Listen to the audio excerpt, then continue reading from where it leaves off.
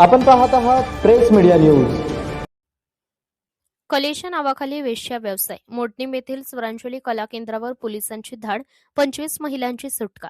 माढा तालुक्यातील मोडणीम येथे सुरू असलेल्या स्वरांजली कला केंद्राच्या आडून चालणाऱ्या मोठ्या वेश्या व्यवसाय रॅकेटचा सोलापूर पोलिसांनी पर्दाफाश केलाय.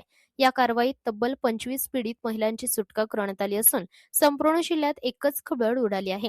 सोलापूर जिल्ह्याचे पोलीस अधीक्षक अतुल कुलकर्णी यांच्या मार्गदर्शनाखाली टेंभुर्णी पोलीस ठाण्याचे प्रभारी अधिकारी तथा परिवीक्षाधीन IPS राहुल आत्राम यांनी नियोजनबद्ध सापळा रचत ही धाड टाकली. या कारवाईमुळे मोठे रॅकेट उघड होण्याची शक्यता व्यक्त केली जात आहे.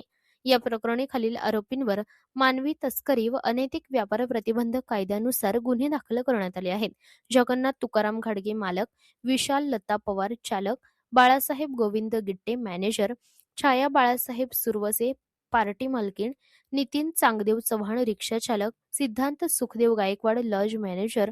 अटक आरोपींना माढा न्यायालयात हजर केले असता न्यायालयाने 17 मार्चपर्यंत पोलीस कोठडी सुनावली आहे.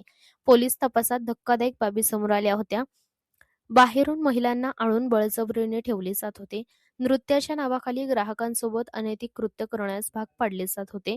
मोठ्या प्रमाणात अश्लील साहित्य, मोबाईल व रेकॉर्डिंग साधने जप्त. आर्थिक फायद्यासाठी जिल्ह्याबाहेर व राज्याबाहेरून महिलांची तस्करी. सुटका केलेल्या सर्व महिलांना न्यायालयाच्या आदेशानुसार सोलापूर येथील सुधारगृहात पाठवण्यात आले आहे.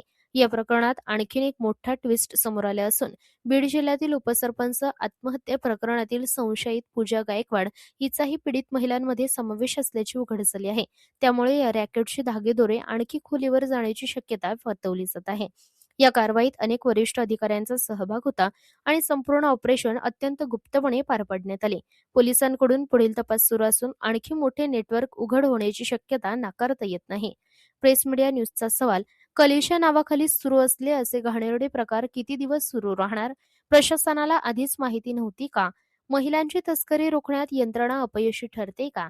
आमचे मत: ही फक्त एक कारवाई नसून समाजाच्या काळ्या बाजूचा उघड झालेला चेहरा आहे.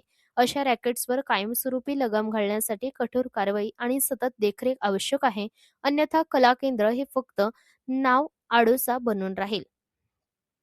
प्रेस मीडिया न्यूज, सत्य, न्याय आणि जनतेचा आवाज.